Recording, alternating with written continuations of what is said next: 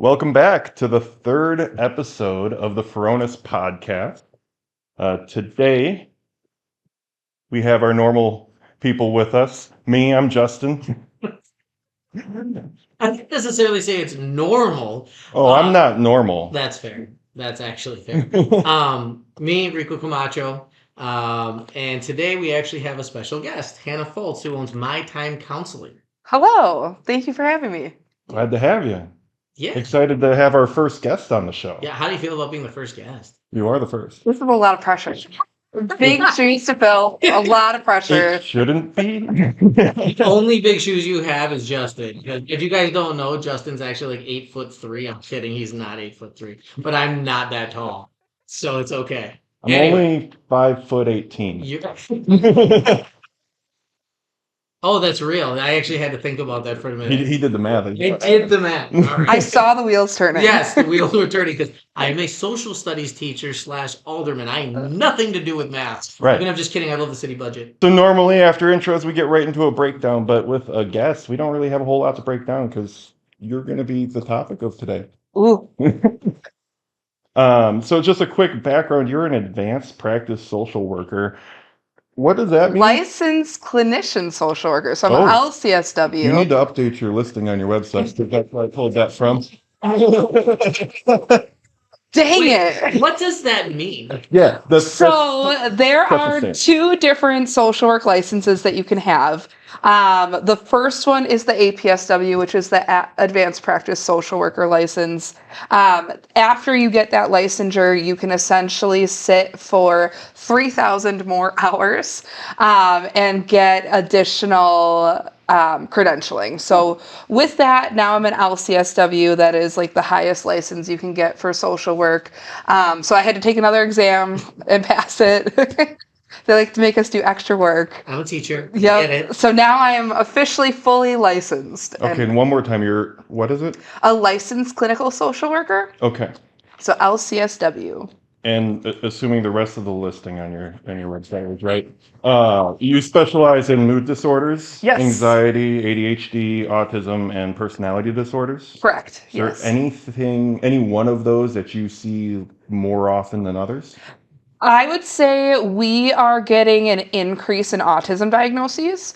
I know there's some people that are like, are things changing that we're getting more? I think it's really just access to services, awareness. What do you mean by access to services? Like, what are you looking for? Especially because coming from a city perspective, one of the biggest things I look for is ways to expand these type of programs. Mm-hmm. And so one of the biggest issues we have, as I was joking but not joking, is, finding funds to aid. And one of the, like I said, previous episodes, one of the concepts I ran on is helping with homelessness and things like that. And I think the root cause, which is one of the reasons I'm doing this, I don't know if I mentioned that, but I am, is mental health. As I've said multiple times, is actually the reason you're here. My mother's a therapist. And she happens to be friends with my mother, so it's excellent. Love you, Mom.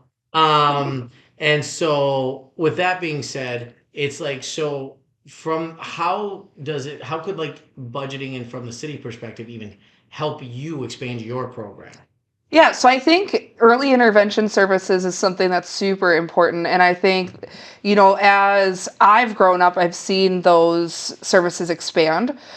So I previously, before I even got into like the therapy field or the social work field, I did ABA therapy for kids with autism. And so that's early intervention services, ages as young as 3 all the way up to 6. And we really just try to catch it as early as possible and work with the kids before they get to school. So trying to help bridge that gap. So I think, the more that we have access to services like that, in addition to special education programs in schools, the more we're able to make those IEPs, those individualized programs, it's going to help tremendously with those populations.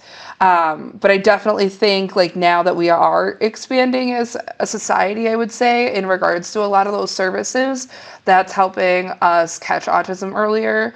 It's helping educate people in regards to like what are early warning signs of autism. And it's helping get those diagnoses earlier than maybe what it was in the past. So is there even any government funding you guys utilize, like such as like we talked a little bit before the show here about Badger Care and utilizing that? Yep. How difficult is that right now to actually get more clients because a lot of people have said, even to me in the city, sometimes the lower income people are the people that tend to need these services Correct. more. Yep. And so and again, I don't want to assume I'm not an expert in any way, shape, or form. That's why you're here. So with that being said, from that perspective of with city funds or state funds or whatever it is, government funds, I should just say in general, how does that help? How do you get those? How do you I can talk in English, I promise. Connect those types of people with your program. And I would say that that's kind of some of the barriers. Obviously, like insurance and what insurance covers, like a lot of that can be problematic. But, we're trying to expand who we can take in regards to insurance providers. We will do sliding scales to help meet with people that don't have insurance or are low income. So we really do try to be as, accessible as we can be to ensure that we're meeting the populations of people that need it. And do you think, like you said, you deal with a lot of the younger populations? So you're saying, like like Justin was asking before, is there any of them, like, because I see a heavy one on here, personality disorders. Yep. I'd almost like you, because autism, ADHD, as a teacher, everybody's got a level of anxiety. Absolutely. Like everybody. Yep. And so mood and personality disorders, from my understanding, are the most challenging. Yeah, especially when it comes to personality disorders, there's a lot of different components, and especially if people don't have access to medications, that can be one that's kind of tricky to maybe manage. So at My Time Counseling, my boss Selena and we do a lot of like DBT, which stands for dialectical behavioral therapy. So teaching a lot of coping skills, a lot of emotion regulation skills, mindfulness. We'll do a lot of like interpersonal relationships. How can we, interact with people differently, stuff like that.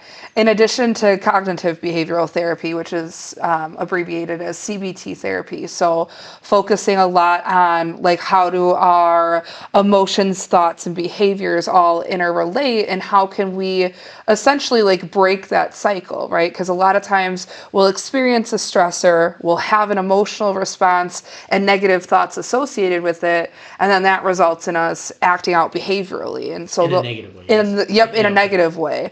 And so if we don't have healthy coping skills to use to help break that cycle, or if we can't target our cognitive distortions, which would be like our thought process errors, then we kind of get stuck in that like loop of that negative cycle.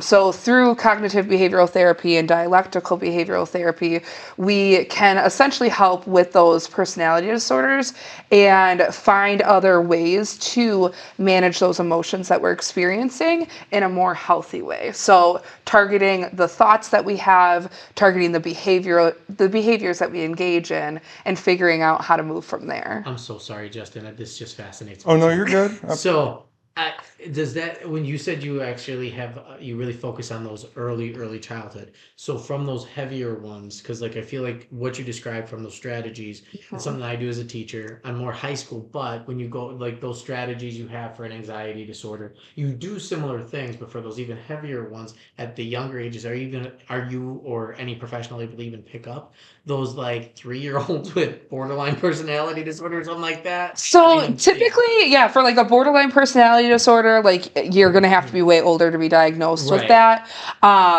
In our private practice, we do primarily work with adults. I do have a couple adolescents that I see. I would say autism is probably the early intervention where it's beneficial.